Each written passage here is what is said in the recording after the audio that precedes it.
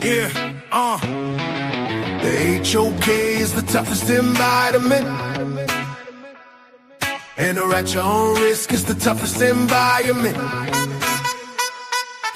The HOK is the toughest environment. Yeah, stay strong, don't cry. It's the toughest environment. Yeah.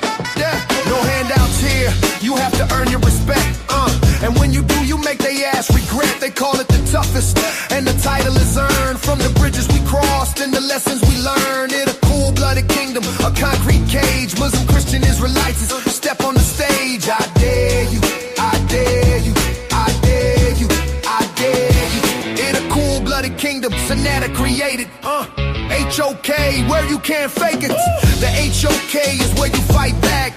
No room for error, no window attack. It's a masterclass, how you handle the heat. Where the pedigree is written on the concrete streets. Toughest environment, yeah, we know the score. Locked in on debate and asking for more. The HOK is the toughest environment. Enter at your own risk, it's the toughest environment. The HOK is the toughest environment. Stay strong, don't cry. It's the toughest environment. Yeah.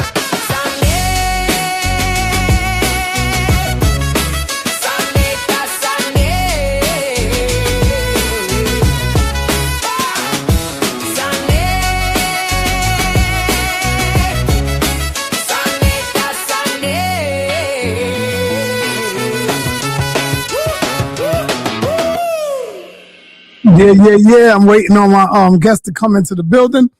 Mfundishi. Let me make sure he got that link. Let me make sure he got the link. Anyway, what's happening, y'all? How y'all doing out there?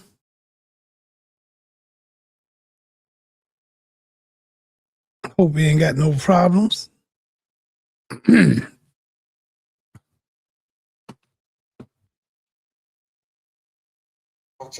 Hotep, you got the link? No. It's Mfundishi, Jhutyms@gmail.com, right? I just sent it in the email, yeah. All right, you see it? Make sure you spelled it right. Okay. Did you see your email? Spelled like that? Oh, you sent me an email?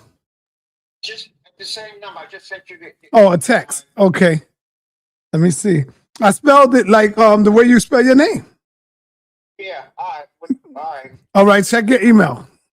Just check right now. Just not your email, but just check. Check my text. I got you. Yes, I spelled it like that. Okay. Yep. All right, let me see, did it go to trash or something? I'll send another one. I'll send it again. All right. Hey, yo. Oh, shit. Damn. I didn't send it. It's right here. I thought I sent it. Damn, son. Let me make sure anyway while I was here.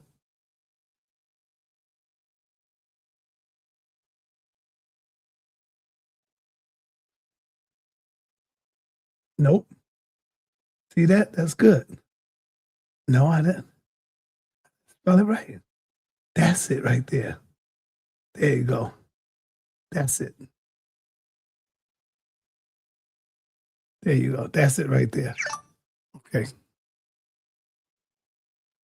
All right, man. So,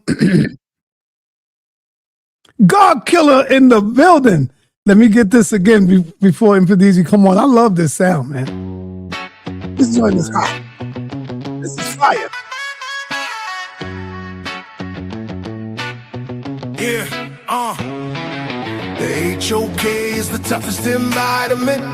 Yo, Ankh, is that you? Let me see you, man. Enter at your own risk is the toughest environment. Okay. The HOK is the toughest environment. Yeah, stay strong, don't cry. It's the toughest environment. Yeah. No handouts here. You have to earn your respect. And when you do, you make they ass regret. They call it the toughest, and the title is earned from the bridges we crossed and the lessons we learned. In a cool-blooded kingdom, a concrete cage. Muslim, Christian, Israelites step on the stage. I dare you, I dare you, I dare you, created. H-O-K, where you can't fake it. The H-O-K is where you fight back.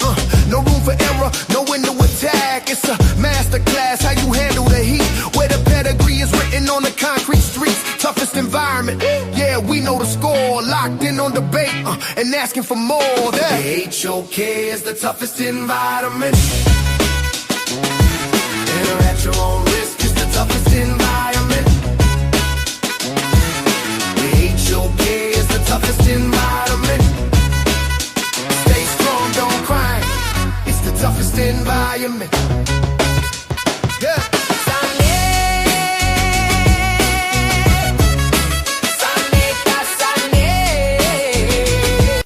All right. You already know what it is, man.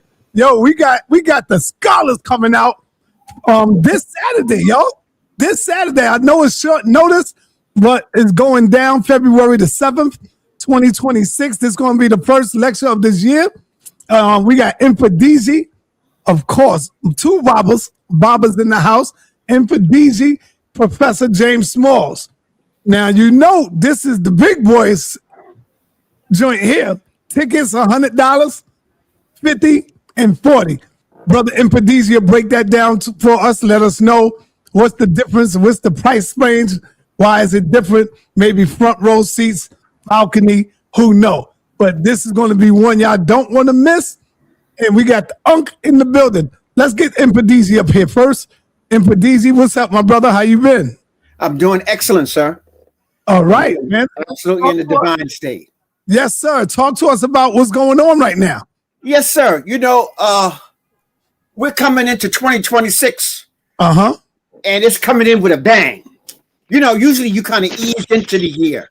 But this year's coming in with a bang. Trump has went wild. And we're at war. And black people don't know we're at war. We've been so comfortable. Everybody on food stamps. Everybody got some type of social ability. They feed the black community, keeping y'all pacified. That was like the free cheese back in the old days. But now they got gift bag. Every church is giving out a gift bag to keep you calm. Meanwhile, Africa is on the rise. You got African countries, the Sahel countries, then broke away from France. We got other countries talking about we're not going to give away our minerals anymore. We're going to start producing it ourselves. So everybody's waking up. But guess what? They're looking for leadership for the blacks in America. And we are divided. I'm a Hebrew Israelite. No, I'm a Catholic. No, I'm a Christian. No, I'm a Muslim. No, we need operational unity. There you go.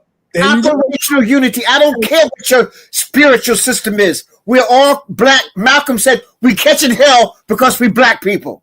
We catching hell because we are the original people on this planet. We catching hell because we got melanin and they don't. We catching hell because we are the gods of the universe and they're not. And so now we got to come together and deal. We need a program for the 21st century. Uh-huh. Everybody got a program but us. Right. We fighting among each other based upon your so-called religious or spiritual system. Right. Let me ask you a question, brother. What are some of the places you went to in Africa besides Kemetic? What are some of the other places, though? All right. I've been to 28 countries on the African continent. Okay. In every place I go, they bow down to me and they look for leadership. Oh, you from New York? Oh, you know, and they're like almost bowing at my feet. Oh, you was with Malcolm? Oh, you know Dr. Clark? You know Diop? I mean, they just, you teaching them to do nature? You know, so we got all these schools all around the country going back.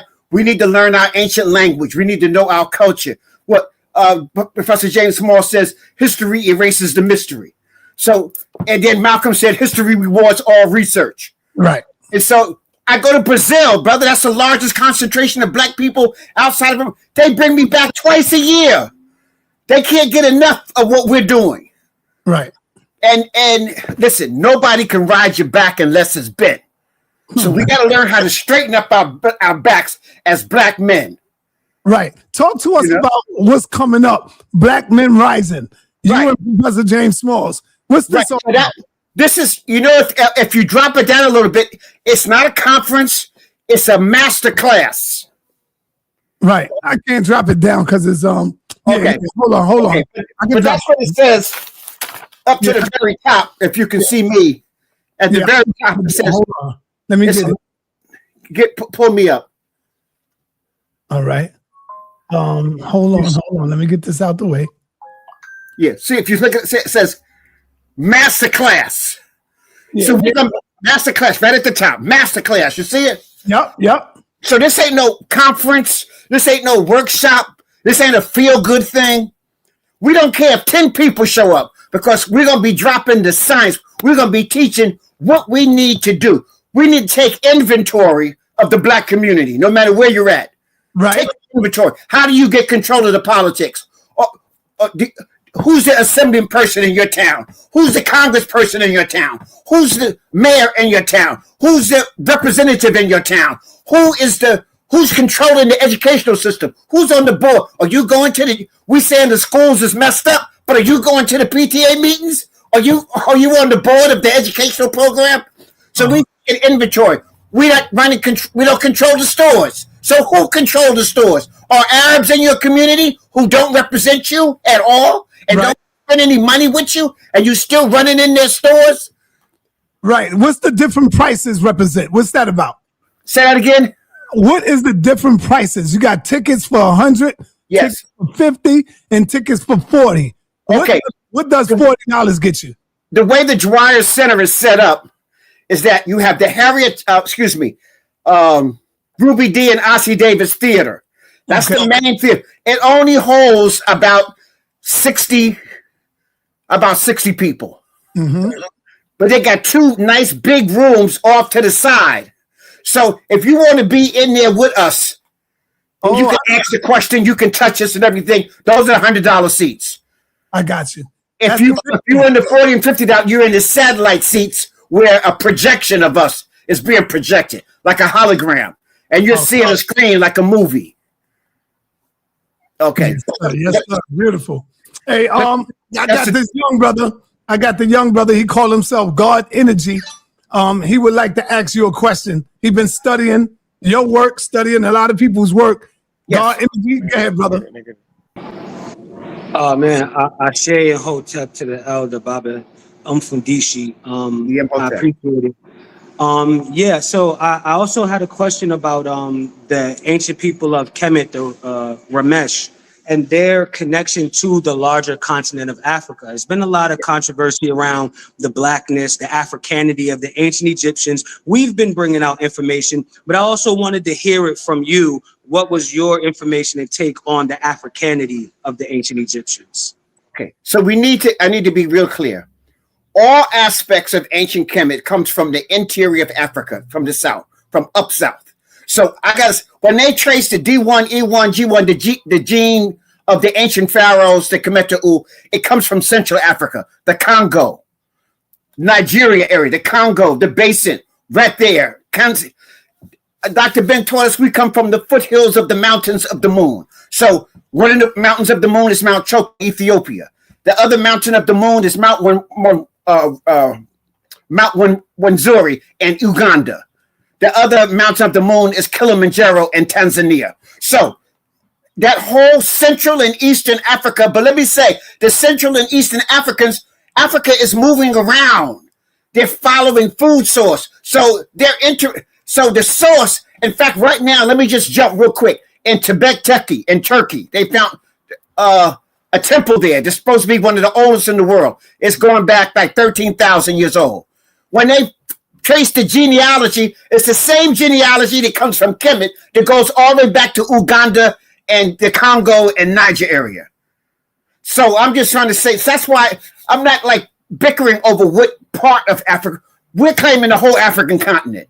You understand? Mm-hmm. When the Sahara green, those were black Africans also. Those Africans traveled to the Americas and became the first indigenous people of the Americas. They go back 20, 30,000 years old before the so-called red man came after the last after the last flood. All right, so we're the original inhabitants all around the planet. But I want to say this: Kemet, the first golden age is the so-called first 6 dynasties. Then you had an influx of some Asians came into Kemet during the intermediate period. But then Mentuhotep kicked them out and formed the second golden age. And he came from the south. He come from Sudan. He comes from the south. So Kemet became, and that's when he's the one that made Kemet, the word Kemet, the black community, synonymous with all of that land. And then you have the 13th. So we don't, even during the so-called third golden age, which is people call one of the, but the classical period is the second. It was all black. Let me say this. No European ruled as a king of Egypt until the Greeks. So I want everybody to hear this. No European ruled as a king in Kemet until the Greeks under Alexander, son of Philip of Macedonia. That's the first time. The Persians were black also. And the Persian rulers that sat on the throne looked just like me and you. But I call them Obama kings. I call them Obama kings. Yes. They were black. Yes. They didn't have black people's interests in heart. They were operating for Persia, but they were black on the thrones. So that's the way. Right. So they were placeholders. But the placeholders doing it, and then you had the Libyans, but they looked like us also at this time. But they were Obama kings also. They didn't have Kemet's best interests. They were operating from a program from the, so it was like a neo-colonial stage. So the Persians and the Syrians sat on the throne, and the Greeks are the first Europeans to sit on the throne. So I need people to understand that. And let me say this. The first Europeans that sat on the throne wanted to be black people. Alexander he went through initiation to be the son of Amen. Look at they got coins with him with the Amen ram on it. In fact, that's why he was poisoned and killed, because he was a homosexual, he was gay. He married a black woman and worshiping black gods. They had to get rid of him. Okay, so now those horns before we move on from that. Hold up for 1 minute. The community want to know, Mfundishi, it's right there on the screen. Sa.neter, is this primarily for men? They want to know, is this in the joint y'all getting ready to do this Saturday? Is it only for men, or are women also allowed? Okay, it's primarily for men, but women can come. And we say if women come, bring a man. I don't care if it's your son, your nephew, the next door neighbor, your ex-lover, your husband, bring a man. Don't just come in there, because yes, what we got to say is really for men, but everybody is invited, because we are the warriors for our women. We are the warriors, the head of our family. Ain't no family if you ain't got a woman up in there. So I hope I'm making it clear. Yes. It's specifically for men, but women are invited because they need to know what we're doing. But the voice is going to be for men. All right, go ahead. God in the Jesus. When you conquer a nation, you don't conquer the women, you conquer the men. Right. That's right. So they take the women. And history rewards all research. Mm-hmm. So yes, this is for men. So all the black leaders, I don't care what ethnic group or spiritual group you belong to, if you're a black man, a man of melanin dominated, you need to be there so we can come together and solve our problem, so that we can have an agenda for the 21st century, so we can be operating as unity. Go ahead. Any more questions? Shoot. I wanted to actually add on those horns. Him being minted with horns was so iconographic that even in Islam, in the Quran, you have mention of the dual Qanan. In Arabic, it means double horns. And they're talking about Alexander when he depicts that motif with the two horns. Right. That's motif it even shows up in Islam as dual Qanan. Also, when you mention the foothills of the Mountain of the Moon being related to Uganda, that is very important, because that is where the Twa or Batwa are coming from, the Pygmy people who are of the B haplogroup. For a month. So that you was asking some of the places. I lived with the Twa, the Batwa, for a whole month in Uganda. My poor parents is from Tanzania. So that's right next door. Yes. Yes, I think that's important to point out. Oh, yes, sir. Thank you. I got my battle partner. I know if I come to sa.neter, somebody will be fussing about something. I hope it's a good fuss. What's happening, brother Ankh? How you doing there, Professor James Smalls? What's good with you, man? All right. And how's my younger brother? I don't know him with the locks. I know his face. Peace, Elder Professor James Smalls. I'm a big fan. Thank you so much for gracing the panel. I'll go by God. And Brother Ankh, I want to say peace and harmony to you, my brother. Yeah, peace to you, peace to you. Let me ask this real quick before y'all get to rolling. And we would not be a healthy community if we disagree with each other all the time. So based off of the new available data, based off of the upgrade on Sheikh Anthony Diop's Wikipedia page, based off of the new review of the 74 Cairo Symposium, Mfundishi, I would just have to disagree with 95% of what you just said. I just want to put that out there for the community so I don't get mixed up with it. But all right, hey, Ankh, man, I'll talk to you later. Let me say what I got. Come on, Saudi. Come on, man. You said you disagree with 95%. I can disagree with that man and stand on his shoulders, bro. That's called a healthy scientific. Nah, brother, we ain't doing all that, man. We teaching right now. Come on, no, we're not. All right, no, we're not. No, we're not. We don't want to. We don't want to mess up and confuse nobody, brother. I'm not confusing anybody. Mfundishi is a classic. Professor Smalls, a classic, bro. Right. So if I gotta sit up here and but be this like, is not a debate. We're not debating. I'm not debating, bro. But that's what it gets into, brother. It's not, you don't even know what I was about to say. You just messed up the whole conversation. Once you disagree with 95%. So I can't disagree with 95% of him, but understand his point and reason. And not on this show, brother. You can do it on the other shows with the Hebrews and all that other stuff, brother. But not with the elders, man. Must respect. Hey, James Smalls, must respect, right? We always need each other to push each other so that we stay correct. I mean, I'm out. All of it sound good, but let me tell you a little secret. Most of what you're talking about is history, ain't nothing but comic book stuff. It's, right. It's most of it. We confuse calligraphy and graphics with ideas. We need to get the ideas clear, but that's not why I'm on the show tonight. I'm promoting what we're doing on the 7th. That's right. And then I want to come back on the show. I want Ankh on there. I want Bubba on there with me, because I think we need to lay some stuff out and let people be clear about some stuff. I love Diop, and he did excellent work, but there's a lot of stuff there to be mulled through. You know what I'm saying? I love Dr. Ben. That's my daddy. We got to understand too, Baba Smalls, but that we have a show just to do that. But we got to understand too, many of us here today wouldn't even be on this path if it wasn't for you and Mfundishi and all the other elder scholars. So if you disagree with them, do that on the side, brother, not before the world. Come on, man, these are our elders. Right, we don't air our dirty laundry out in front and the public. Yeah, come on, man. Like Mfundishi and I go back. You're supposed to know that. You know what 60 years looks like? This ain't the Hebrews and all that nonsense that we dealing with. Yes. Yeah. But go ahead. God Energy, you can finish.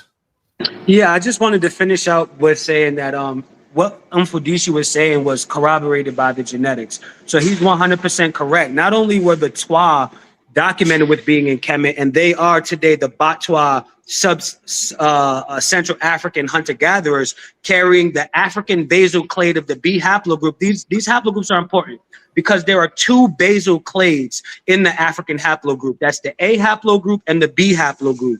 So this is as African gets. And you find the A haplogroup tested in 32% of ancient Egyptian males from a sample set.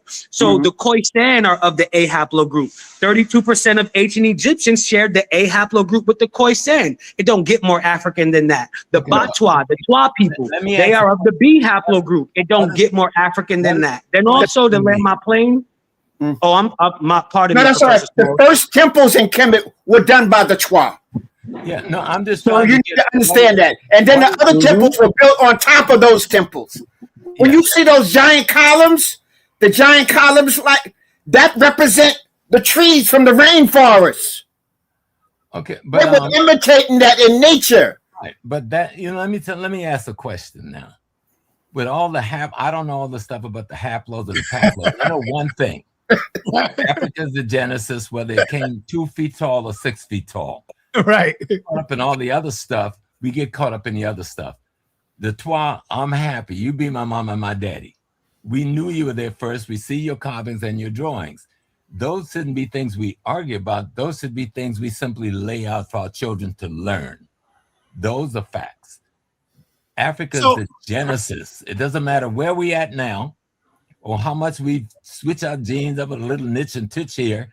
The genesis started with those tiny little people back in that deep forest way back then. And nothing can erase that. And whatever, and everything evolves. Everything, every gene innovates on itself, but it does not lose its foundational being, because the foundational being is the cosmos itself, not nothing particularly here on Earth. But hey, Professor, let me ask you, Professor Smalls. Talk to me about Saturday. What's coming up this Saturday? And Black Men Rising. Talk to us about that. What's this going to be about? We already spoke to Mfundishi. Yeah. Well, this is going to be about us talking to ourselves. Elder Black men, younger Black men, middle-aged Black men, talking to ourselves about what is our responsibility here on this earth to our families, to our communities, to the rebuilding of our nations, and to get it straight. Certain things we need to get straight. Most of us didn't grow up in the projects, and we got to stop letting people run that narrative. Most of us never went to prison. Most of us have never been on drugs. Most of us did finish some educational process. We have to change the narrative.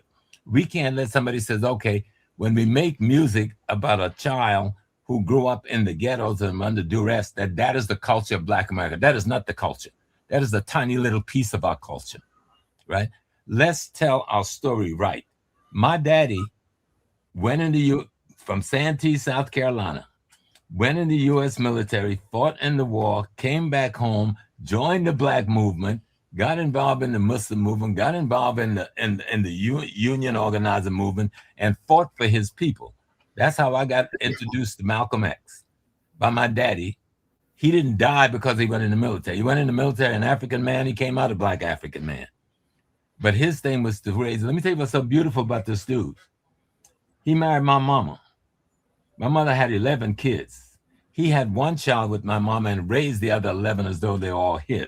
Okay, that's a Black man. That's right. Right. His responsibility to make sure we had food, clothing, shelter, safety, and security. Teach us to respect elders. Teach us to regard the community as belonging to us.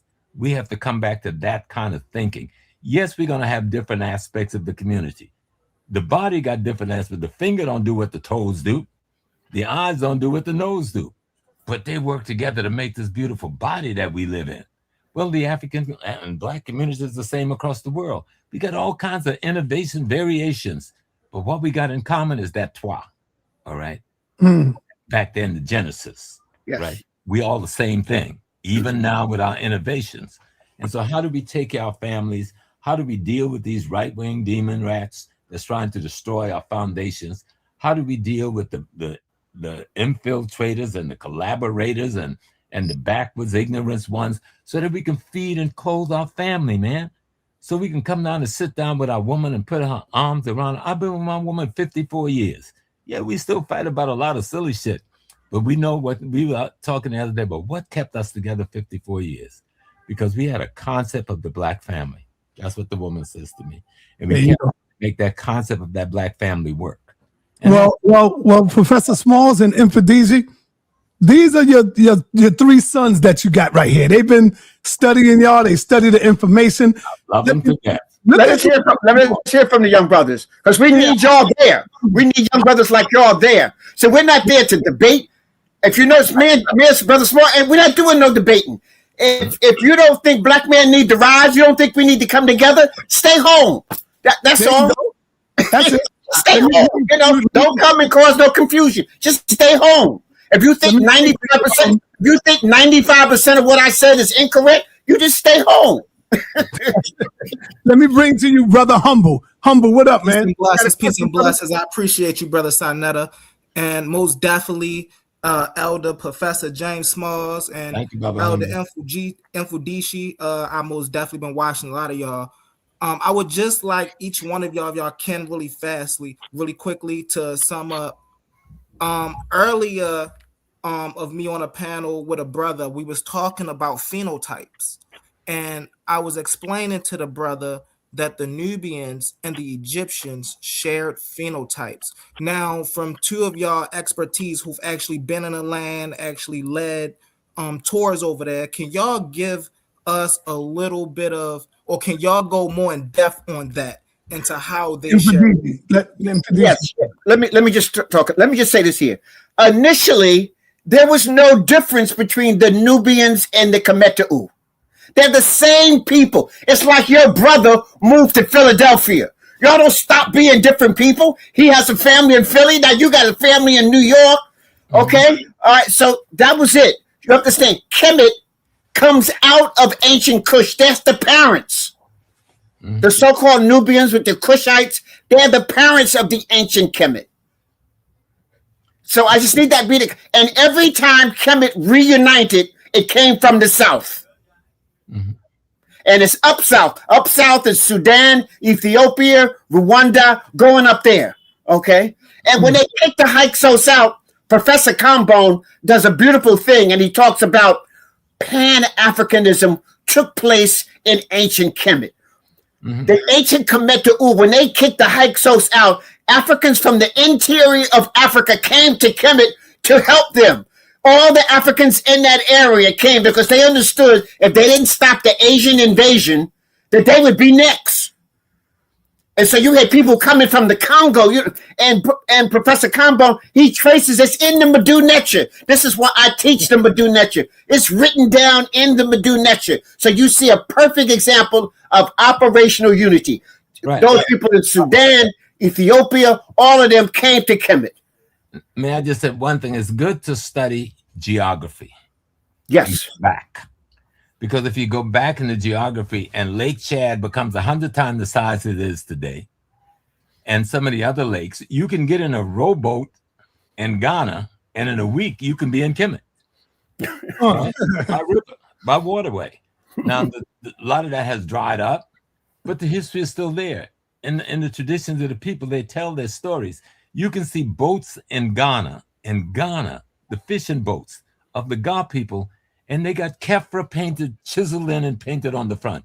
They got a Sa chiseled in. Now, many of them don't remember why, but those who are in the secret society, those who are the priests, they know why those things are on the boats. You can go to Togo. There's a town in Togo. I forgot the name, but it's a whole city, but nobody lives there except the priests and the priestesses. Every house is a shrine to a god they brought from Kemet. Do you hear me? And they still go there today to do all of the ritualistic things that has to be done. I've been to the place. They don't even, in Ghana, the biggest holiday is the Ga Homowa, which is very much like Passover. But they can't start Homowa until they go to that village that has the gods from Kemet and get permission to come back to La and launch Homowa. So when we learn these traditional things, we go like, damn, it's one Africa. We may look a little different, some a little shorter, some a little taller, some a little browner, but browns ain't nothing but shades of black. And so we need to really be clear. When Baba God Energy was talking about the Twa, that's the mother-father gene cluster. It ain't never gone away. We may add to it, innovate on it, because we're moving in ecologies for thousands and thousands of years and mixing with other people caught up in other kinds of ecologies. But the core that makes us what we are, that core will never be changed. All right. Once again, y'all, we got the master class coming up this Saturday. And if you want to call in and get more information, the number is 929-262-4586. Call in, get your tickets, make sure you're in the building. This is about raising men. This is about talking to the brothers. And if you're a sister and you want to come, like Mfundishi said, bring your son, bring your boyfriend, bring your man. All right, let me go on over to Brother Ashe in the building. Ashe. Ashe to the elders. Peace. Now, from our brother, Professor James Smalls, man, you got some beautiful work in Mfundishi too. One thing I like to point out when it comes to Professor James Smalls, he got a build on your platform, sa, the Freemasonry build. Yes. And you were going in on Yes. Yeah. And he was going in on the darkness of ancient Kemet, the blackness. He was going into figures like Mentuhotep II and his wife, pharaohs like Huni, I mean, and just the African features that they have. But the individuals trying to take the blackness and the Africanness away from ancient Kemet. I say to the Professor James Small for even bringing that on the forefront and keeping that circulating. Last point, another point that you brought out that I use often is that you showed the Ra and Kefir, the Ra and Ankh, the Ra and the Ankh in ancient South Africa, 5 BC. Wow. 5 BC. Mm-hmm. No, we are the parent people of the not just the earth. See, we need to say, okay, we're the universe. We are a miniature of the cosmos. And that's what the ancestors were trying to explain to us with all those signs and symbols, so that we can understand how we are a miniature and a replica of the cosmos itself.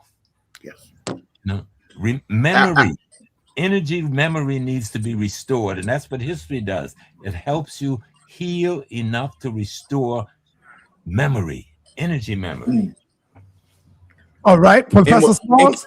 Let me ask the brothers one more thing, Si. Go ahead. Can both the master teachers give us their definitions of what a neter is? Good question. A neter is a principle. It's a principle or a law that helps govern the universe. When we say so is above and so is below, it is a principle that unites those two things together. It lets us know the air we breathe is a principle. The water we drink is a principle. Okay. Mm-hmm. The consciousness that we have is a principle. So they're not people. The neteru are principles and laws that govern the one. Woo! Okay. All right. Now, Professor Smalls, you used to be a Muslim. You did security for Malcolm's wife. I want to bring on a Muslim brother. He go by the name of Brother La. Brother La, you hear what the elders do. Wa alaikum salam wa rahmatullahi wa barakatuh. Professor Smalls, I know Professor Smalls as he knows me. Mm-hmm. Okay. Let me tell you something, that when you go deep and you live long enough, you begin to understand things that we once rejected as being inappropriate. No. If you go to Islam and study the 99 pearls of faith, you're looking at the 99 neters. No. You're looking at the 99 orishas. You're looking at the 99. At this moment in time, sir, I know that now. Yes, sir. I know that now. And I walked away from Islam because I thought Islam, the way it's presented, it is presented by enemies as an enemy of Africa. But when we get deep, we see that the enemy, just like they did with Christianity, has taken concept, principles, and ideas that we tried to raise them with and spun it in their culture and used to knock us down with. So that's why we studied the most ancient things, so that those principles, concepts, and ideas that Mfundishi is talking about is clear in our vision. So when we see it someplace else, we recognize it, even if the person who's holding it out to you don't recognize it. You understand? Like when I got into Freemasonry, I got in because my boys went in. I had been in and walked away. Then my sons decided they want to go. And my cousin, I asked him, I said, take them in for me, take care of them. Then he died in a few years from cancer. So I went to the Grand Lodge and I said, listen, I want to come into the lodge. They weren't going to let me in. They said, no, we know who you are. They said, we don't want you to give our secrets away. I said, y'all ain't got no secrets. Oh, they got mad with the brother. They had a whole Sanhedrin I had to go before. But the Grand Master was a good spirit. And he just jumped up in the middle of the meeting and said, I'm bringing Small in. And I'm bringing them in the Grand Lodge. And I want all of y'all there. They were pissed. But that's how I got back in. And then they sat on me for a year to make sure I don't teach what we are now talking about. Then one day, after they rejected me from the educational committee, somebody asked me to give a lecture on Kemet. I said, Lord, have mercy. Praise the soul. That one that you see on the internet, that was the lecture that I did for the Masonic Lodge. And the very brother who was rejecting me was sitting there with tears rolling on his face. Because he said, y'all trying to make everything black, everything Africa.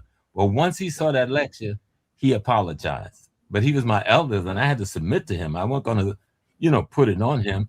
He was my elder. He had turned me away.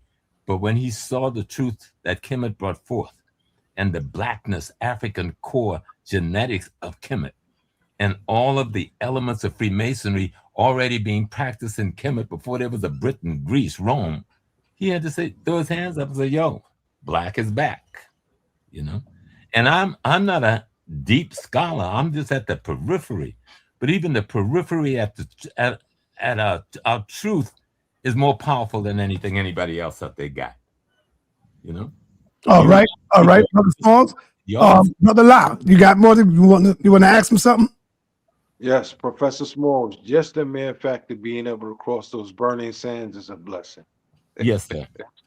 And I made Hajj. I went to Mecca. I did the whole thing, and I did it the hard way. I walked through the whole thing.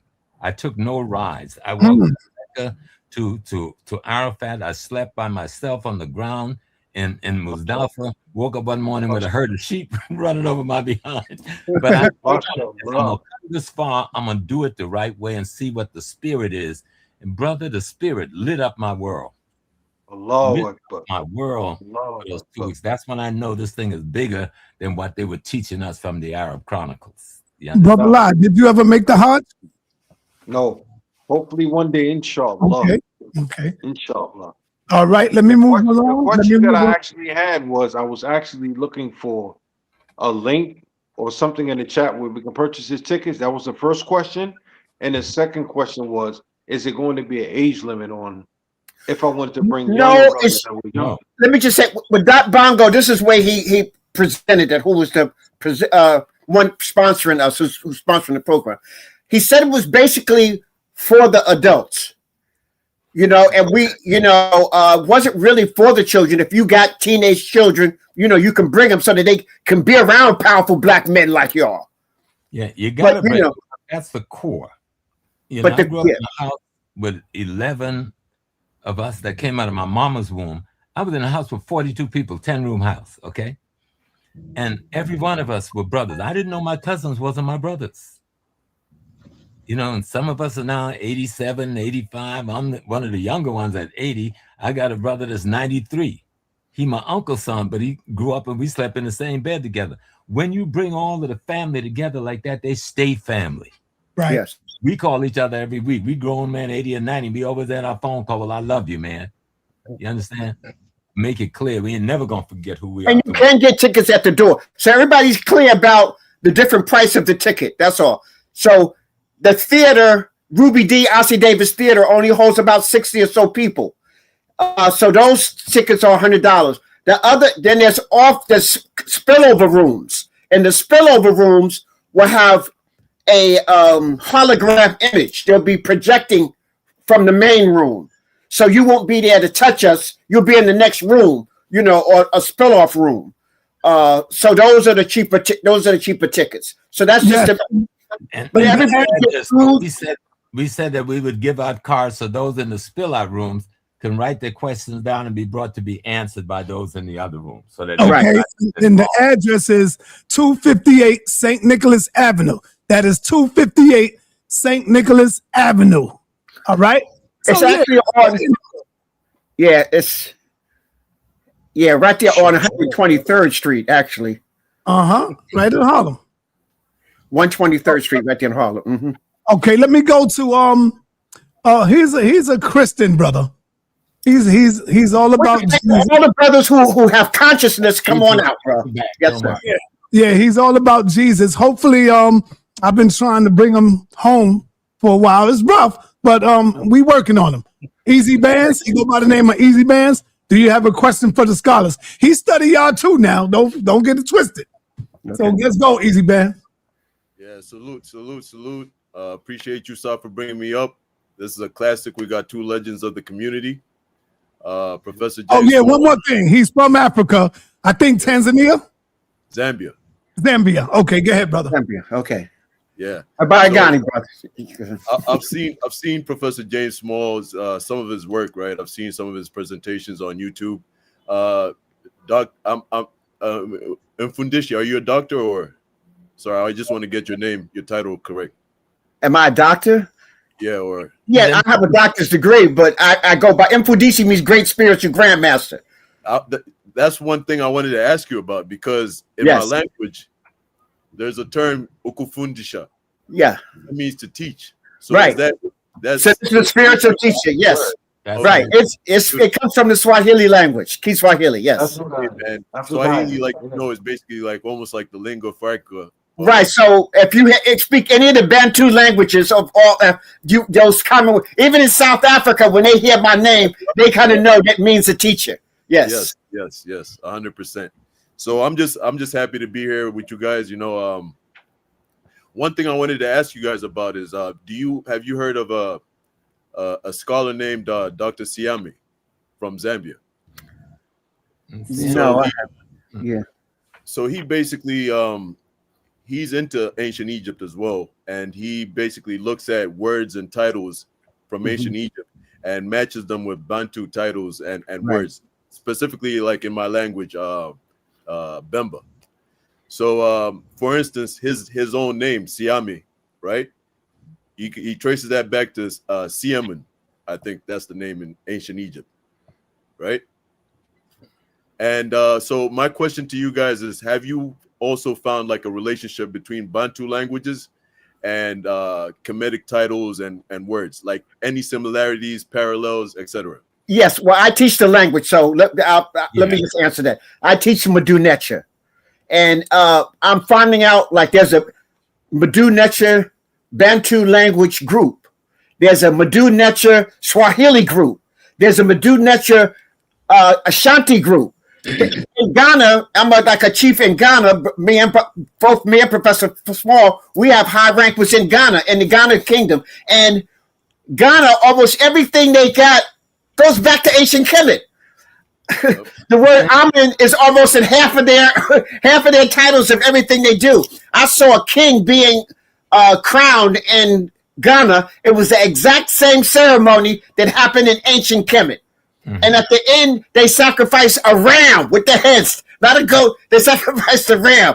Amen. So that was in the Ashanti territory in Ghana. But even in South Africa, all the way, yes. A Diop showed that, like Wolof, many of the languages. But let's make something clear. sa.neter is not the genesis of our language system. Yes. Okay. It is one of the greatest interpretation because it lasts so long because of the ecology of the desert and the river, that aspect, not that civilization, but that aspect of our civilization lasted longer than almost any other, except maybe the Sahara, but we're still just learning about the Sahara because there's so much to unearth there. Yes. Right? And so anywhere you go in Africa, you will find a linkage between sa.neter and every other language on the continent. So that's why we call it our classical language. The sa.neter is our classical language. All these other languages can be traced almost back to them, back into. Another thing I just wanted to point out is like another thing that I saw like a real parallel and similarity. I actually believe that, a lot of us, well, maybe the culture diffused down, or maybe people migrated down into South Central Africa, but you see like the headrests. I mean, the headrest is almost like you're just pulling them right out of Kemet. Like, yes. I don't know if you guys have seen those. Let me help you, my dear brother. The headdresses came from African hairstyles, and these hairstyles can be found all the time. Yes. Let's make this thing simple. Let's make it simple. See, we make shit more complex than it need to be. There is only one moon in the sky, and every African kingdom is talking about that same moon. There's only one sun in the sky. Every African kingdom is trying to interpret the relationship between that sun and us. There is only one body of ether, of air, of oxygen and hydrogen and so forth. And we are trying to break down the meaning of all of that because we are part of all of that. Yes. It's the same sacred science, different environment at different times in history where we come into the different body of knowledge, the different aspect to the body of knowledge, the different tools we have to use to interpret the knowledge, but we're talking about the same cosmology, We're talking about the same environmental ecology being explained to us, the same herbs, the same water. That it's not that complicated. Yes.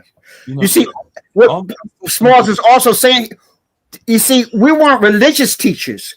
We was pre-scientists. Like I consider myself a spiritual Kemetic pre-scientist. So when that brother asked me about the Neteru was talking about science. This is pure science. Hydrogen, oxygen, nitrogen. Those things make up the whole cosmos. We're made of stardust.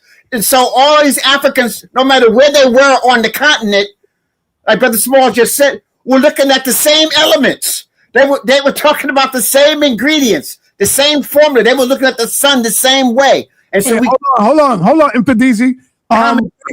Thank you, Tony Chiba, for putting Professor Small's Cash App in there. They taking the time out to come talk to the community. What's your Cash App, Mfundishi? Jhutyms 005. All right, I need my moderators to find that. Let's keep them Cash Apps rolling. JHUTYMS 005. Okay, let's keep that rolling.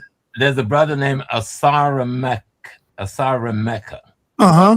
I've been feeling your spirit, but I'd like to hear your voice since you came in. All right. Yes. Thank y'all. Keep them Cash Apps rolling. Let's support the elders. They taking their time. I need to say something. Thank you very much for bringing these brothers, because these are the type of brothers we need at the conference, at the meeting. These are the type of brothers in the community. Everybody here is representing almost a slightly different facet of our community, and this is what we're trying to pull all back together. So, Dua, go ahead. Let me bring on another fiery brother, another fiery young brother. He go by the name of Cosmic Sankofa. What's up, Cosmic? Yo, peace, light and love, blessings to the panel. Uncle Jasaneb. Uncle Jasaneb Neb. Yes. Brother Saba and Mfundishi, Saba Smalls, good to be on the panel, be able to speak and discuss with you. Once again, thank you, Brother sa.neter, for this opportunity. I had a question for both of the elder teachers.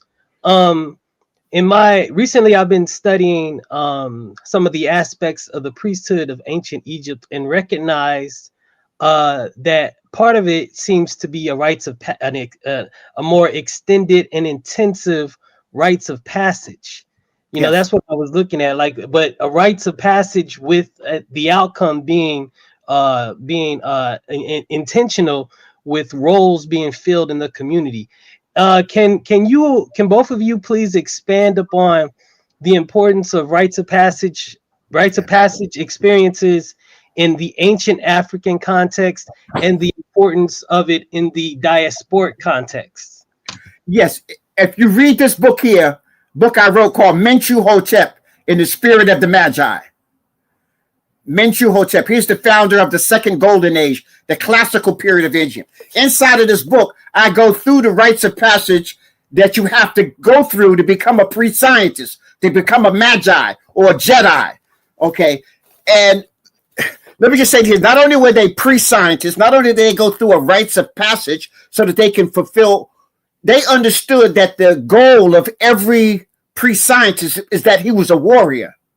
So he was a warrior and a farmer, a warrior and an astronomer, a warrior and a priest. Do you notice until the Europeans got into religion, all spiritual systems in Africa, the priests were warriors. And as we spread across Southern Asia, and you get the Taoist priests, you get the Buddhist priests, they're all masters of the martial arts. Only in the modern era, Christianity, Judaism, Buddhism are the priests, not warriors. So once other cultures began to grasp and use our stuff, that's what happened. But yes, it's a priestship, is a initiation into understanding. I talk about these 5 elements. The spirit element, to understand the spirit domain. Everything comes from spirit. Spirit is the energy of the universe, consciousness. The second domain is minerals. The sun is a mineral. The stars, the planets, the earth is a mineral. You need to be in tune with the minerals. We are made of these minerals. From the minerals, you get the plant domain. Plant is your food and your medicine. And if plants don't have the minerals in it, it has no nutrition. Then you go to animals are extension of those other domains. All animals were here before human beings. Animals are here to teach us how to survive on this planet. So if you want to know how to survive in the rainforest, you study the animals in the rainforest. You want to know how to survive in the savannah, you study the animals in the savannah. The desert, the Sahel, the water, each one you study all animals, and animals include the insects, the birds, the fish, I mean, all of that. That's still part of the animal domain. So by studying that, that's your rights of passage. So once you understand how they master their domain, you have an idea on how to master your domain. Okay, so yes, it's a rites of passage and into the priesthood, but the concept was war, because we talked about this. To love of self, love of family, love of your community, anything you love, you should be able to protect. That's the concept of a real warrior. He needed to protect himself. He needed to protect his family. He needed to protect his community. He needed to connect his nation. So other than that, you're just a mercenary, somebody hired to protect somebody. But real warriors are fighting behind love. So I know Professor Small want to add on to that. All right, before Professor Smalls, once again, family, whatever y'all could donate, it don't matter, 5, 10, if you got it like that, 20, 50, 100, whatever. Make sure you support these elders, because if you do, that make it good for us. They wouldn't mind coming back and giving us. You see what I'm saying? But they work for us, y'all. So it's our responsibility to take care of them. They ain't working outside for the white man. I'm not saying it's bad to work for them, but right now they work for us. So we got to take care of them. That's all I'm saying. Professor Smalls, you want to add on? Yes, sir. No mess with my mic again. I'll come to your house and stuff. We don't want to go there. Who messed with your mic? Oh, I might have done it. Anyway, rites of passage. Brother. And I moved. You don't know where I live now. I moved, brother. I'll find you, brother. That ain't me. I know Harlem. I used to run with Nicky Barnes when I know. Boys, I know how to find you. But here's the question: the rites of passage is a part of the education system, right? Culture is your primary educational system. Everything that the Mfundishi was just talking about is encapsulated into the culture of the people. So rites of passage, there's multiple rites of passages. When the woman come home to her mother's house and say, I'm pregnant, your first rites of passage begin. When the mother announced, I'm pregnant, there's a whole process of training and teaching that she will go through for the next 9 months. When the child is born, that's what we call outdooring in Africa. You don't bring that child out to meet nobody until before 8 or 10 days. Why? Because now the elders and the priests got to come in and says, which spirit came back? Who just that done to come back here again, right? And once they're clear on who came back, then they know how to give them a name, because the name is going to determine destiny and responsibility in the community and the world this child is going into. And when the child reaches a certain age, and where you're going into a school outside of the house training, there's a rites of passage. And then we usually focus on the puberty rites of passage, which happen between 12 and 17. That is a major rites of passage, but that is only one rites of passage. There's a rites of passage where you go from young adult to adult. And as you were saying, the responsibilities in the community at that age require certain kinds of behavior and training. Then you go from adult to elder. There's a rites of passage, because there's a responsibility that is required of you and a body of knowledge you have to gain. And there's ceremonies that go with all of these. So there's multiple rites of passage, which is a part of the culture education system. The key thing to understand, though, as much as the Yoruba differ from the Igbo, they're the same. Somebody made a point to say, my brother there is Christian. Let me give you a little story about Christ and Kemet. Listen to me well. It's in the written material. If you read the Bible, the character that is called the Christ, that is captured on a particular day and goes to jail, right? And then for some strange reason, he's charged with sedition. But there's a guy charged with murder. His name is Barabbas, right? And he's in jail. He's let out of jail to put the guy who's charged with sedition in jail. Now I'm just reading the literature, right? Yep. And so when I go to the Hebrew, I find that the word bar means son of, and Rabbus mean the Lord. So Barabbas is the son of the Lord. So that's Christ and Mary Magdalene's son. I can establish that. No argument. Then he gets to go to execution. It takes 4 to 5 days to die on the cross because you die from suffocation, from the muscles of your body pulling down and the muscles in the neck killing you. But they don't have that much time. He's only on the cross 3 hours, not 3 days. So they says, okay, we stabbed him in the side with a spear. Okay. My wife is a physician, and we talk about these things. When someone is stabbed in the side with the spear, in this writing, they says, and he bled water and blood. Well, if you know anything about medicine, when someone bleeds water with the blood, it means that the metabolism process in the body has been slowed down so much that the brain does not need the oxygen and the heart does not need the pump. And so you're almost in a state of suspended animation as though you were dead. You all hear what I'm saying? It's right there in front of you. You got to read the literature and understand it. And so they take him off the cross. And then there's 2 other brothers. And in the literature, they said they break the other 2 guys' leg, but they don't break his because there was an escape plan. I mean, like, what's difficult? Because the enemy, remember when this idiot was translating our literature for his cultural use, he didn't understand what our ancestors were talking about. He only had a peripheral understanding that we gave them in order to try and civilize them. But he did not have the deep understanding of what that 3-day thing is about, because there was no 3 days. Friday to Sunday is not 3 days. But that's another whole story. We're talking about the sun here, right? And we're talking about a certain season. We're talking about the equinox. We're talking about astrology and astronomy and the symbolisms used to explain it. And so if we slow down and just focus on listen to the ancestors, let them teach us what they have to tell us. And you'd be surprised that even in the literature, the books that we have rejected, our wisdom is hidden right there in front of your face. Well, let me just end this one more for the Muslim brother. Bismillahirrahmanirrahim. Kul hu Allah ahad, Allah samad, wa lam yulad, wa lam yulid, wa lam yakun lahu kufuwan ahad, Allahu Akbar. Know that the divine is one, meaning everything in the universe, as Mfundishi was breaking down the elements and so forth, everything in the universe is made of the same oneness, just composed in certain different ways to produce the illusions that we see as different things. Follow the science, quantum physics. That's why it's important to be a pre-scientist, not just a religious leader, a pre-scientist. And Elder, if I could just Nah,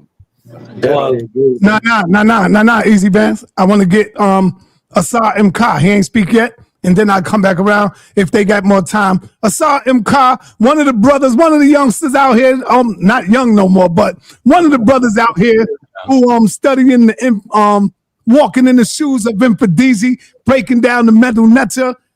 I speak of none other than Asar M. Ka. What up, Asar M. Ka? Go tell my brother. E.T.E. Sebaul, Nejarak. Can I do I have permission to speak? Sa.neter. Yes, sir. Absolutely. Man, it's so good to see you guys on. Every time I get on, or every time I see y'all on YouTube, I get excited.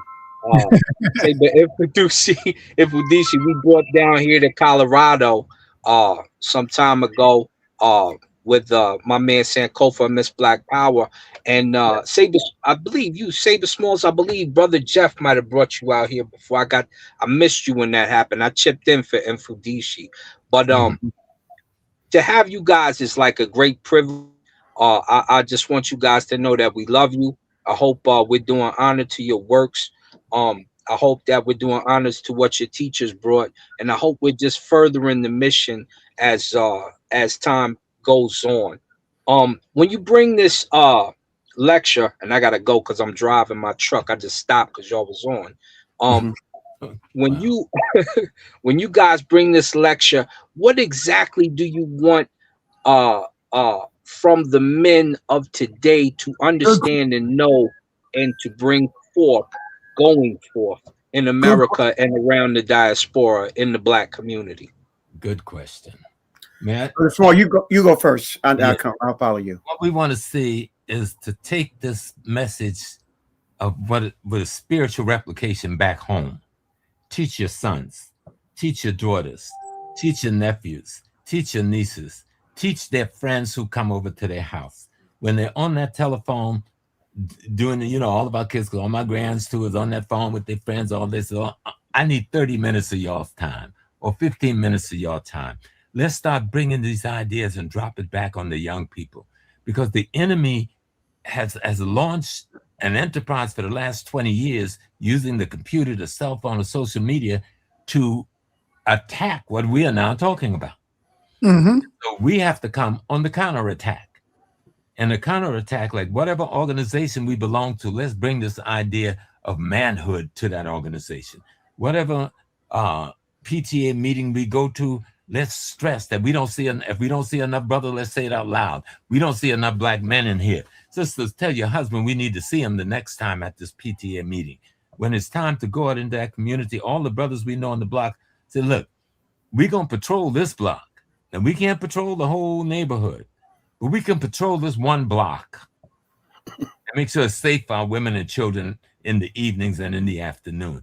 Things like that. Bring the fundamental teachings home and realize that we cannot separate our historical and spiritual dialogue and narrative from our building the economic, the political, and the cultural foundation which will govern our contemporary lives where we live. Sometimes we talk about spirituality like the economic, politics, and culture don't matter. Well, spirituality only have relevance because it makes economic, politics, and culture matter. And that's what we want to see come out of this. Right. Bringing these things together in the neighborhood. Culture is our medicine. The further we move from our culture, the sicker we become. When we talked about the ancient time, everybody talked about that the Black man was the most long-lived of all people. Now the Black man in America has the shortest lifespan in one of the richest countries because we're operating in somebody else's cultural paradigm. Mm-hmm. So culture is not only just how you survive, but it's how you flourish. Everybody is operating within the culture.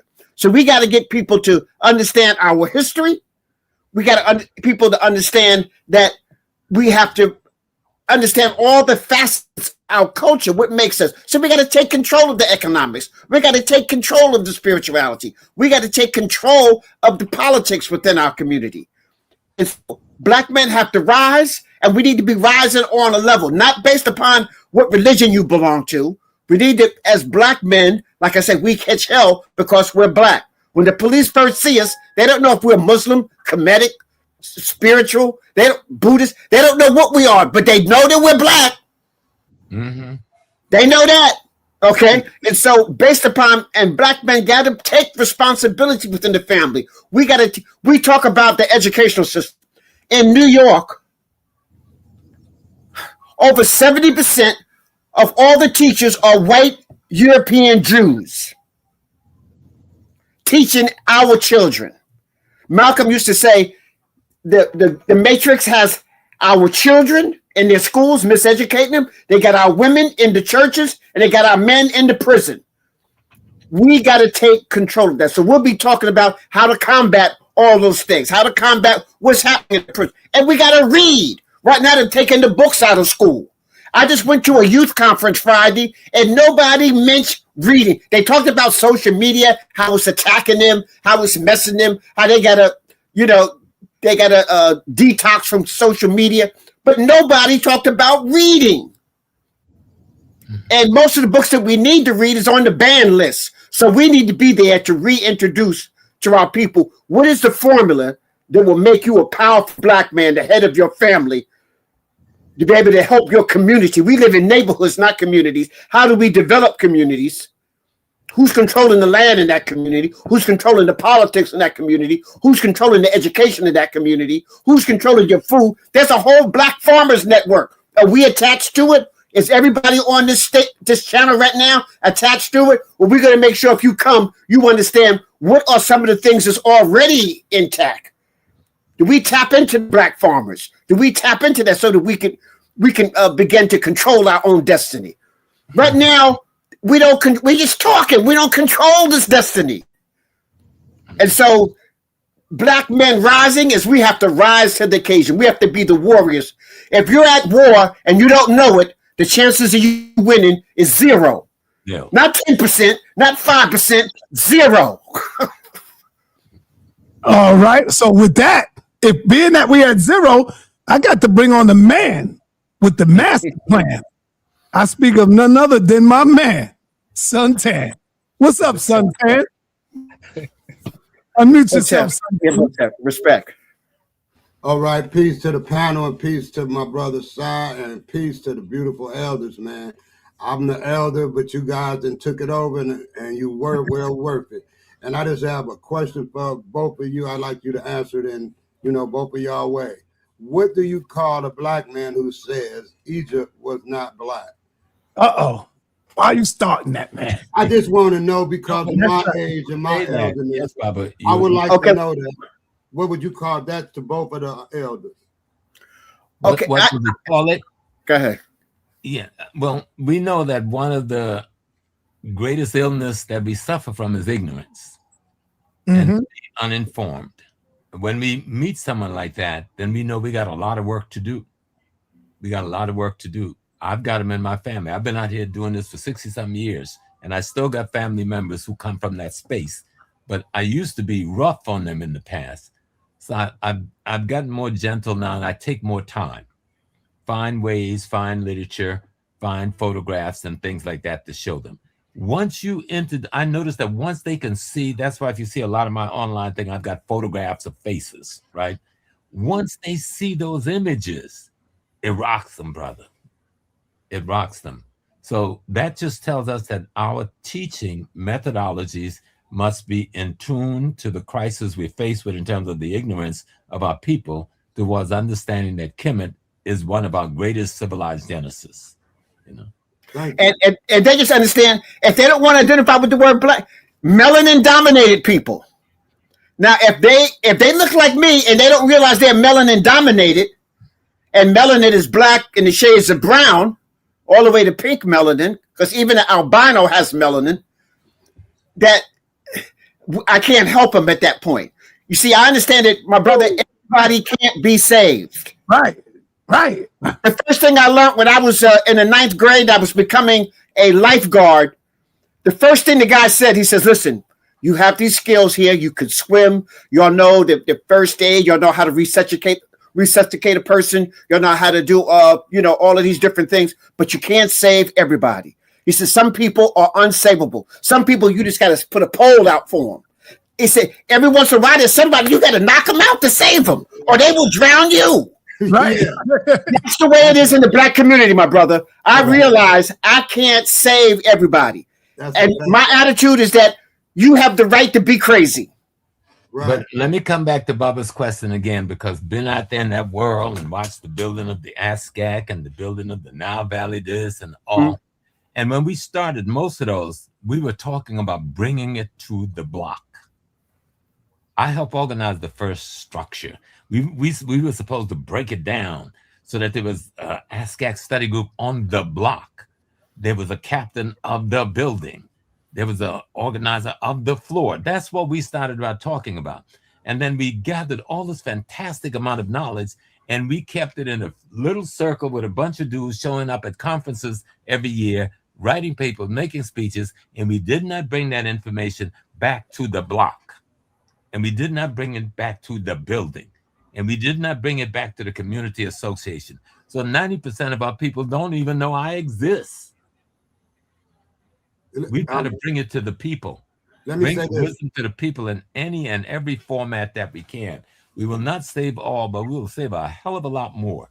Let me end with this one right here. I understand that Africa varied in colors, right? Light skin, dark skin, whatever. But here's my question here. And this is for both the elders, would you say the ancient Egyptians or even the Nubians, whatever, was they like the people on this panel right here? Did they favor us, or was they this phenotype of Arabs. No, they look just like the people you would see here who call themselves African Americans, black people in America. They look just like us. The Arab thing is a new thing. The word Arab initially meant sand dwellers, black people who lived in the desert. It had nothing to do with ethnicity, race, or none of that. Only after these Greek and Romans and Turkish and Kurdish people who we're now calling Arabs took over the Islamic system, used that system that we had created, and conquered that space we were in, did we get this phenotype that we're now dealing with. But there was no such thing as an ethnic or genetic or racial Arab type. The people we're calling Arabs, this is the Hyksos invaders, Greek invaders, Turkish invaders, Kurds invaders who have taken on our identity and taken on aspects of our culture. They have become, there's a word that I used to like to use, but they're pretending to be us, and they know they're pretending. You know? It's important for us to recapture our story. Not his story, our story. It's important for us to recapture our story so that we understand. And that's also why I teach the language. We were very clear on who we were. We were clear that we were the indigenous people of the continent we now call Africa. So we're not going to get into the semantics, whether it was our tableland or all of that. We're not going to get into that semantics. The continent we call Africa today, we understood that that was our homeland. And that from there, we went to North America, Central America, South America, Asia, Europe. You want to see the true phenotype, you got to go to Southern Sudan and look at the blackest black. You understand? All right, let me bring back God energy. God energy, what up, brother? I like that he ended off on Sudan because it was the Dinka Sudanese who shared the same affinity as those 32% of the Egyptian males that sampled for A3B2B, the A haplogroup. And it is that haplogroup shared by the Dinka Sudanese, and that was found in 32% of the samples of Egyptian males. So I think that Southern Sudanese ethnic type is so important. But back to the politics of this, I think it's really important that the elders are championing this because our people have taken a position of weakness when it comes to race. So instead of speaking in strength, looking at what we need to do as a group to push ourselves forward, we take this position of weakness and actually try to disintegrate our ethnic group. We try to disintegrate blackness. We try to disintegrate demographics to this we are one view of the world. And technically, yes, we are one species of Homo sapiens sapien, but within that, we have biodiversity, we have demographics, and we have lines that have been drawn in the sand. And regardless of how much we want to call ourselves the same and equal to preemptively stop white people from making a supremacist statement against us, I think that leaves us in a position of weakness. So I think we need to approach this again with strength.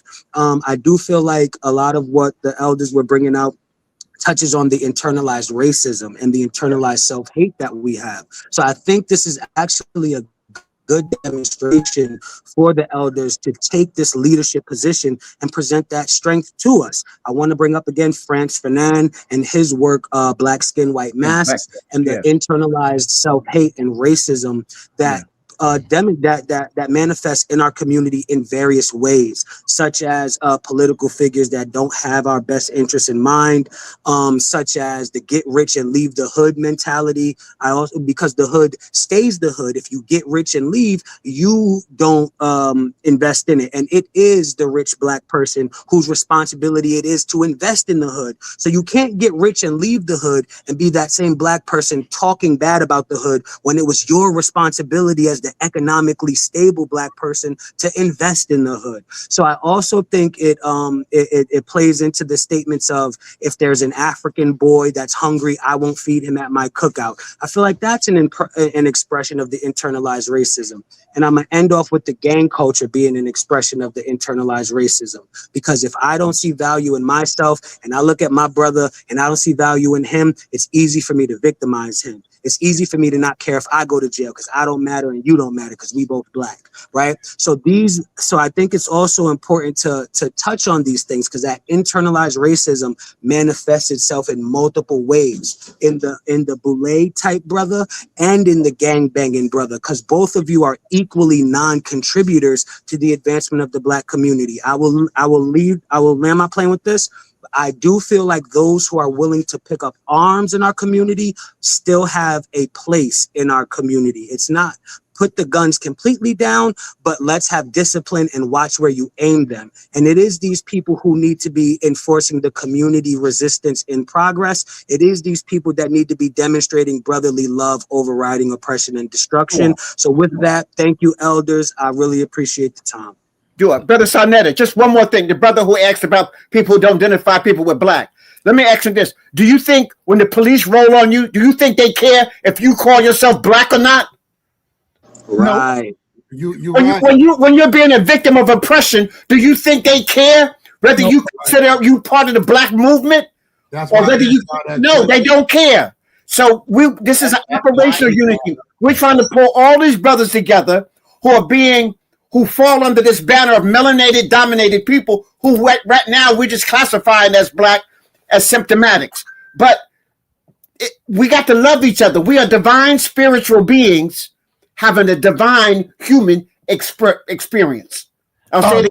Last but not least, let me say this. We are divine spiritual beings having a divine human experience. So if you're a human being of melanin dominated, then we need to come together, what we call operational unity.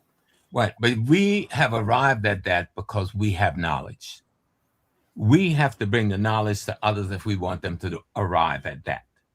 You cannot blame the victims for being victims. Right. Our job is to come as healers because we know we've been at war, we've been damaged, we've been broken, we've been injured. We know that one of the primary remedies or healing balm is to know history because that's how you know thyself. And so you can't get around this most basic thing that you brought forward, reading as a necessity to learn history, because it is in the history that we will learn how to restore our culture, which is our primary way of educating one another. Marimba Ani said that culture protects the people from genocide, and she was right on point. And so if your culture is broken, fragmented, and is not being used, then as you said, Mfundishi, then we're using somebody else's culture, and that's leading to our death. So our job is to educate, whether someone wants to be educated or not. Yes, we will leave some behind, but that will be the last resort. The bottom line is I don't have an army unless I retrain. The Nation of Islam and the Fruit of Islam have shown us how that could be done right in this enemy's culture, okay? And we've seen other forms of it having been done right in this culture. And so what we have to do is make sure, though, that the words and the memory of our ancestors is bestowed upon ourselves and our children. History is the words, the memory, the behavior, and attitude of your ancestors. That's what history is. And when you bestow that on yourself and your children, you are instructed and informed of what your responsibility is on a day-by-day basis. But we're going to get into a lot of this as much as we can. All right. So I want y'all two to close out. I got another show at 7 o'clock. And for those of y'all, can y'all drop that link one more time for me, please, y'all? Our moderators, drop Professor Small's Cash App and Mfundishi's Cash App. And whatever y'all could donate to our elders, please do. And we out of here. Close us out, Professor Smalls. And then I'm going to have Mfundishi close us out. And you can close out on what's coming up this Saturday. All right. The one thing, I'll go back to my Cash App. I did change it. I added 1926 at the end of it. It's called Dr. James Small 1926, in case people want to make James Small's 1926. Right. The key thing is we're coming together talking about Black men rising to call ourselves together to try and take on what our responsibility needs to be to save our nation, to save our families, to save our race, wherever we are in the world. We are the most powerful possibility of humanity that exists. So we must organize that humanity by studying history. That's what will erase the mystery and bring that African humanity, that love that Mfundishi is talking about, back to center stage. That love for self. Know thyself so you will love yourself, and then you will love your brother and your sister as you love yourself. That comes from knowing your history. It will erase the enemy's mystery. All right. Thank you, Professor Smalls. Mfundishi, is on you, brother. J, capital J, then H-U-T-Y-M-S 005. Mfundishi, I mean, just Jhutyms, that's my cash app.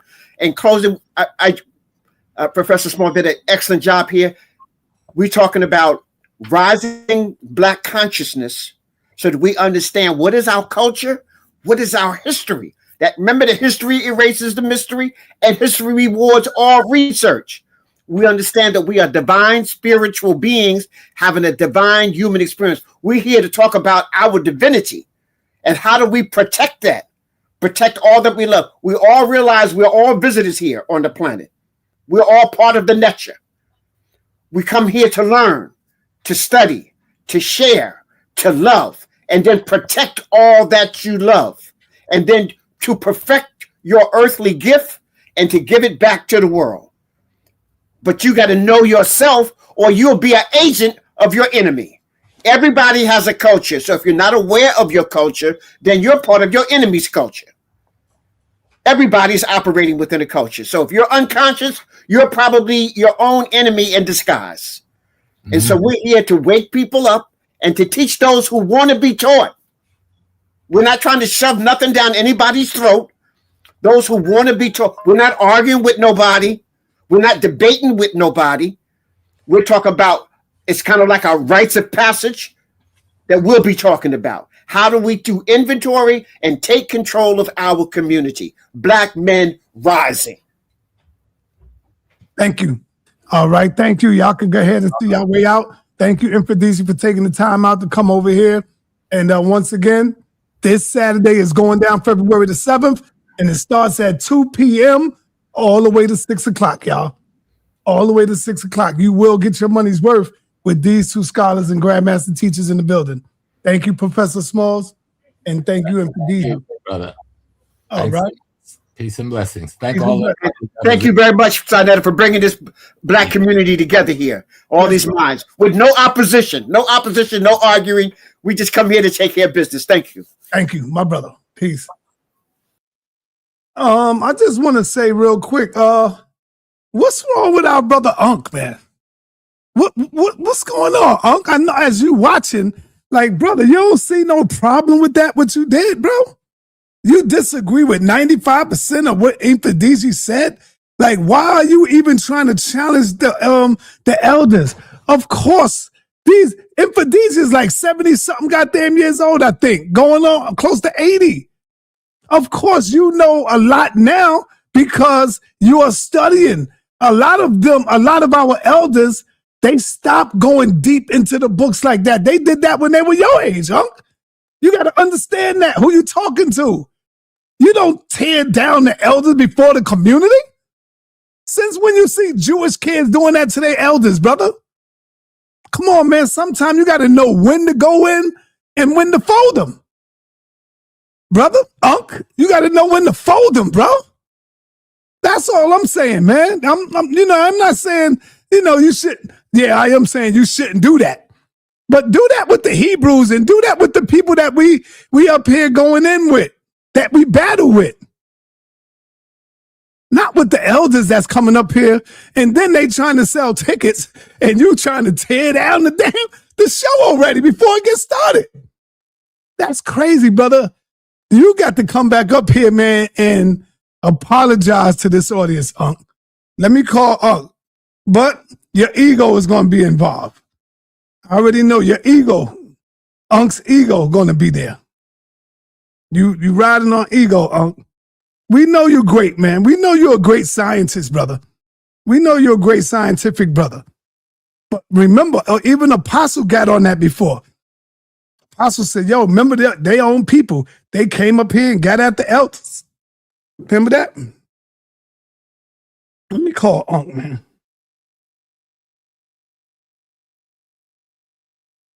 So I want you to know that your people gonna be doing that to you when you get that age, brother. Because they gonna have more information. Yeah, man. I mean, you're live. We live right now. I want you to know, brother. The show, they gone, but you have to they gone. It's over. The show is over, but I'm still live. What's up with you, man? Okay. Coming on, going in on the elders like that. You cut me off. Of course I cut you off. You cut me off. I know, course. You didn't know what I was going to say, so. Brother, once you don't know what I was going to say. Once you said you disagree with him 90% of the time. I can do that. No, okay, not on this show, brother. You can't do that, brother. Because, I can do that. Because I'm not a little boy like them. They trying to sell tickets. And I was going to help them. All right, man. So why can't I talk, though, dog? Why you talk? Okay. I'm saying you don't know what I was going to say. I'm saying a healthy community have correspondence and disagreements is how the community grows. So I don't have to agree with him to agree with the way they help raise men and give quality to the community, bro. I don't gotta agree with the black people walk to America, the who. But guess what? I didn't say, but that's not what I was arguing. I wasn't saying you gotta agree with it. I was saying it was not the time for you to say it. But you don't have to. It's my legacy. No, man. Who are you trying to prove something to, brother? Dude, I'm not. So you can get up here and say, "Hey, look, y'all. See, I told them I don't agree." See, come on, brother. No, that's not true. Okay, all right. Yeah, look, y'all. Because I'm gonna do a show. We the pseudo killers. See, right, okay, I told them. I got up here and I got at them. Be ready. Come on, just be ready, yo. Be ready, son. For what? Be ready for what? What I'm taking yo boot up. I'm saying I gotta do a show on that. I gotta do it. You can, brother. You ain't gotta do all that. You don't have to do that. You cut me off. That's your ego, brother. Yo, listen. Whatever you think it is, sir, I'm gonna stay in my lane. So don't ever again call me when you got them wild niggas on it. Now you calling them wild niggas. Yo, they good. Now you calling the elders wild niggas. Personally, I'm talking to you. I'm talking to you. Yeah, but you're talking about them. But you talking to you. But you talking about them. Did you not say the show wasn't live? No, we are live. I said we are still live, but they done on the show. Oh, nigga. Oh, man. Whatever. We still live. The people hear you. Yo, whatever, man. All right, well, why you call me then, yo? I called you because I didn't know. I called you. Let me tell you. Hold on. Let me tell you why I called you. That's why you over talking me? I thought we was on the regular phone. Let me tell you why I called you. I called you and I explained to you. I said, yo, this is a good opportunity where you can go ahead and get Chief X. Let me finish. I said you can get Chief X now because I'm bringing on the brothers who deal with ancient Kemet. So now you can ask them questions about what Chief X been saying. Didn't I say that to you on the phone? Get off the show, yo. I said that to you, and you get up there with some old, I disagree with nothing. I'm like, what? You just trying to, so you talking to the crowd now, or you talking? I'm talking to you. We shouldn't be live having this conversation. I'm talking to you. Why don't you get up here, man? Come on in here and face me, man. Hit the link, man. Bro, because you're going to overtalk me. No, I'm not. I promise I won't. I'm going to let you go. Yeah, I'm going to let you go in. I don't Family, hit the like button. Thumb up the button. Thumb it up. Hit the. Come on in. Hit the link. But I like Smalls in them, though, yo. But I don't got to like what they say all the time. Right, and you don't. But what I'm trying to tell you is sometimes you got to know when to fold them. That's all. You ain't got to come out and say that before the world. That's the point that I was making. I don't have to fold it the way you. I had the community with Sanchez. I owe them. I don't owe y'all. I don't owe Mfundishi nothing. He don't owe me nothing. You tripping right now. Nah, you do owe them something, brother. I built my own. Nah, no, you didn't, man. Stop saying that. Stop keep saying you built your own, brother. You wouldn't even be talking on this level if it wasn't for them elders, bro. What are you talking about? Are you listening to what I'm saying? You wouldn't even be talking this knowledge without them. Now I gotta be rude. Get your ass in here. Hit the link, bro. I'm going to let you talk. Hit the link, brother. No, you not, nigga. I swear, I promise I'm going to let you talk. I'm going to let you go in. No, you not. No, I want the people to hear how crazy you sound. Come on in, and I'm going to let you talk. So if I sound crazy, around a bunch of crazies, then I'm the same one then. How about that? If they agree with me, then something wrong with me. Come on, bro. Yeah, I'm going to hit the link, yo. Yeah. Yeah, come on, man. You started it. Don't forget it. Brother, it ain't nothing. We just having me and you having a disagreement like we do all the time, brother. Yeah. No, see, what is yo? You done got soft. It ain't the toughest environment no more, yo. No, it's the toughest environment, but not with our elders, because you know they don't debate. Man, they don't debate. They not my elders, bro. They your elders. Oh my God! How the hell you gonna say they not your elders? You sound crazy. Oh, they not. Okay, you don't respect them. I got you. I got you. No. Hold on. No. I respect the examples they set for fatherhood, for being mentors. I don't respect them talking about science. What is wrong with you, bro? So they not my because of elders that, in science. No, you ain't say that. You said they not your elders. That's all I meant. No, they not my man. They elders on some regular. We're gonna go to lunch. Nah, we're you gonna have made that fun. up. Yo, That's some makeup shit. That's makeup. That's makeup. Either they your elders or they not. Okay, all right. Okay. Ain't no that's not true, bro. riding the fence, brother. That's not true, Either they your elders or they not. Not true. Come on, not man. True. You now that's pseudo. You pseudo on that. Basically, you saying a person. Hold, let me get this straight. A person that's a good dad but horrible in science, right? You can't use him as an example to help raise your kids and ignore his motherfucking ass when it comes to science. Yo, you tripping. I never said that. You know what? Just because they might be off on, they might be off on some science, and you might know a little more. They still your goddamn elder, man. Science. They still your elders. They still your damn elders, brother. They your elders. They're your elders. Just because you learned a little something more than them, brother, that's sad, man. And I'm gonna tell you something. You think I can't read? No, I didn't say that. I didn't say that. And what I'm telling you is the same thing gonna happen to you when your ass get to be 80 and all of that. Them young boys gonna come up and they gonna go in. It ain't happening. Testing 1, 2. Now, them young boys gonna come up and go in on your ass. Get with me. They ain't gonna get with me. Now, because I got too many young boys around me now. How about that? Now, get that straight. Get that organized. Come on in. I got young boys. Come on in, man. Hit the link. Shit. Yeah, don't make it about me and you, niggas. It ain't about me. Come on in, It's about you not understanding what the elder is. Right, I want you to teach me. Teach me, brother. Teach me what the elder is. No, go look that up. I'm coming. Go look it up, though. You don't know what the elder is. You think an elder is because you old. That's not an elder in African tradition. Shit. You tripping. Just come on. I'm coming. Come on, man. Get the minute. I'm coming. And brother Lie, come on in, brother Lie. Come on in, brother Lie. Yeah, and when did brother Lau start messing up Islam? That's brother Lau. I respect him for being a Muslim. He crumbled. No, he didn't Lau crumbled. No, Lie came in. Lie came in. Ain't very nice. Lie came in showing respect, brother. He don't see that like he was supposed to. Man. And that ain't respect. That is respect. He came in showing respect. It's called disrespect. He's not going to argue or debate with the elders, whether they right or wrong. No, he's coming in showing respect. Okay, and that's what a man supposed to do, brother. I'm gonna show you something. I'm gonna show you something slick, yo. I'm gonna give you something slick. What an elder can never do, yo. He can't make you acquiesce to a faulty premise, yo. He gotta leave you alone, yo. He can't put you in a position where he's saying something that's wild and he force you into agreeing with that. Real elders don't do that, my nigga. Let me be the first to tell you. I'm coming in. Come on in. I'm hanging up. All right. Brother Lie, you got to come on in here, man, and see straighten Unc out on this, man. Hey, Suntan, if you still there, come on in, Suntan. Cosmic, come back in, man. Unc is crazy, man. Unc lost this. He's the pseudo. He's always talking about something pseudo, and now all of a sudden, Professor James Smalls is not his elder. That's crazy. What's up, Brother La? What's up, Suntan? What's up, man? I told Unc about that the other day, man. All of a sudden now Smalls is not his elder because Unc know a little more science than him. Right. Like, brother, that's crazy to me.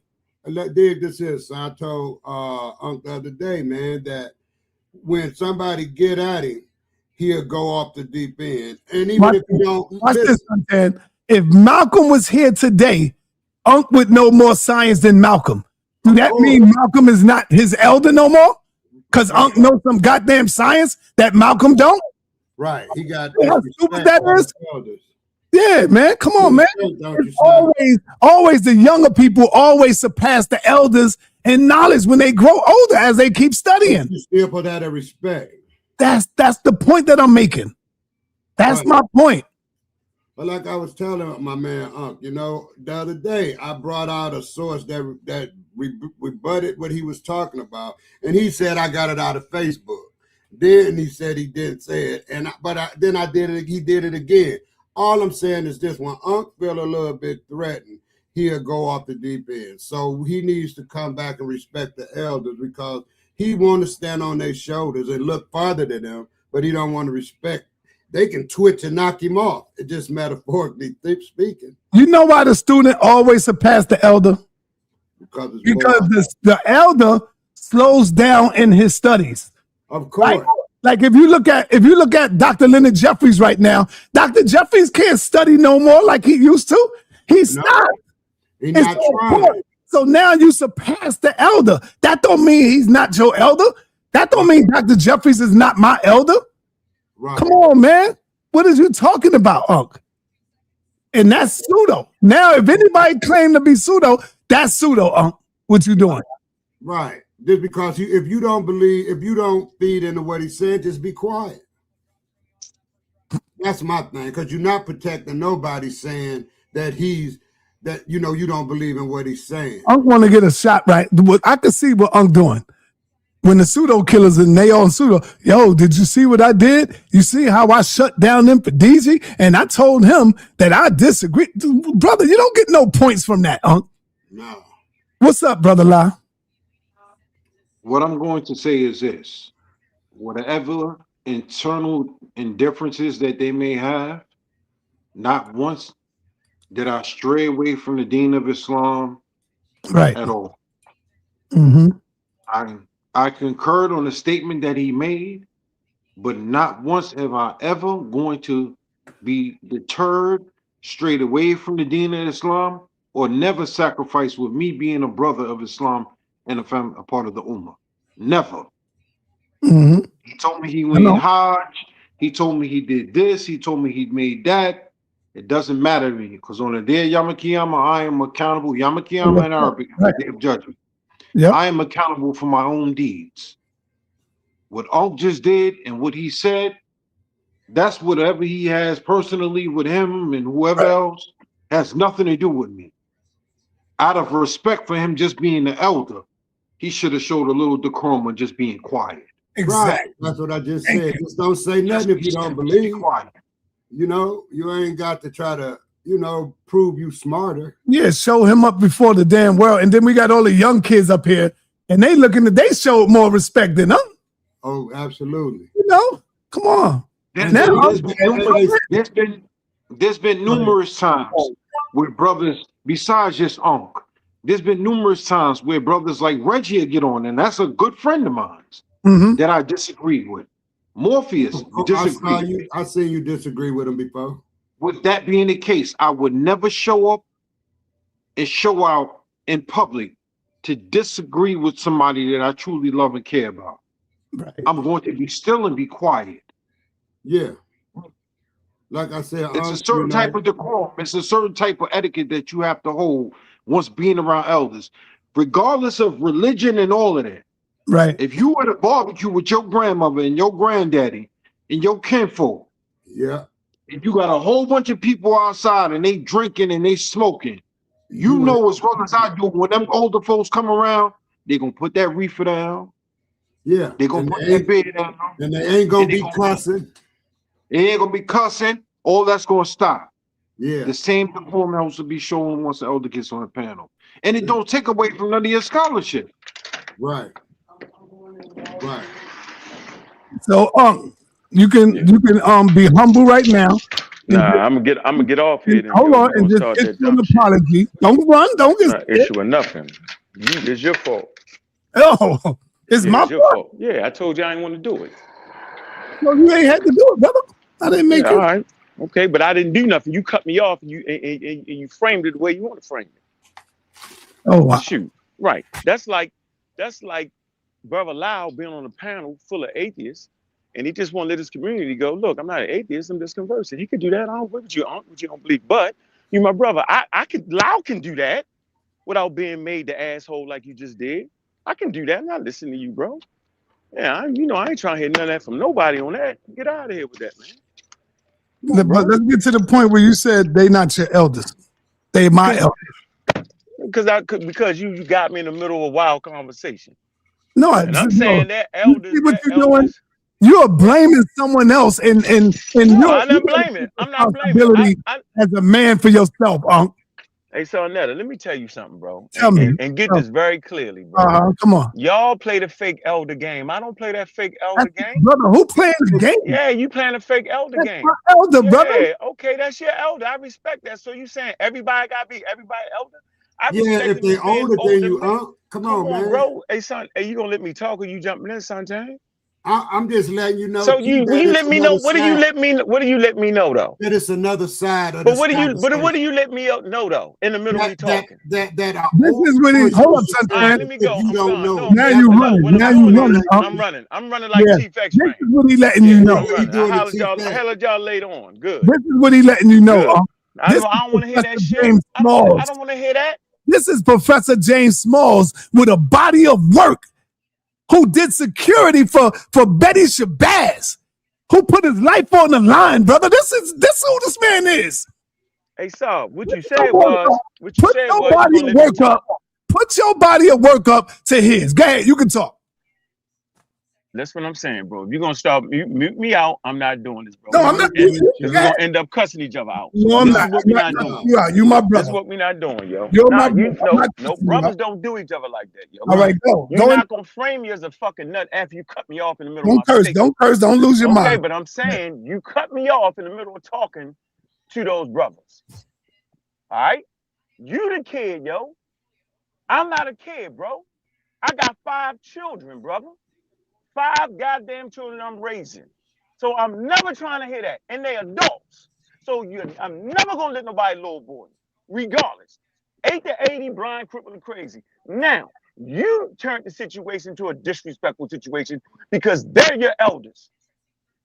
They're not my elders on said subject, bro. Damn, bro. They're older than me in life. They're older than me as far as how as a man, how do you fit into your family? How do you raise them? They my elders on that, bro. I respect that. So I don't know what none of y'all talking about. Y'all that's all I was talking about. Okay, but that's what I was talking about, though. You see the difference here? So now watch this.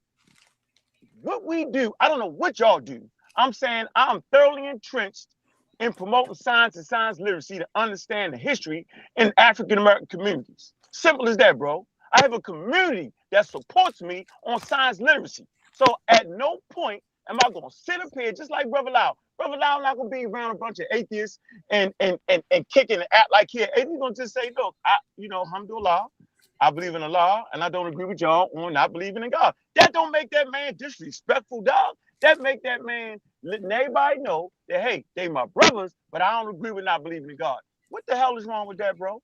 But that's not what you're saying. You ain't saying that. That's exactly what I'm saying, but you cut me the fuck off on purpose. Yo, come on. Don't curse me. You cut me off on purpose, and you turned it into this shenanigans. Now I gotta go over the whole tape now I gotta get the whole crew on the wild information. Now you did that, so bro. Now you want to do what? You want to go over what they saying to try to prove them wrong? You don't need to do that. Oh, come on, brother. Okay, we should have left me alone. All right. Look. I apologize to you. All right, how about that? All right, yeah. All right, leave that alone, brother. See, man, I ain't got no ego like you, brother. I got an ego falling out the chair. Okay, I apologize. Leave the elders alone. You don't need to go over their work. Just let it go. Messing with, I've been left there. I think everybody should support the event.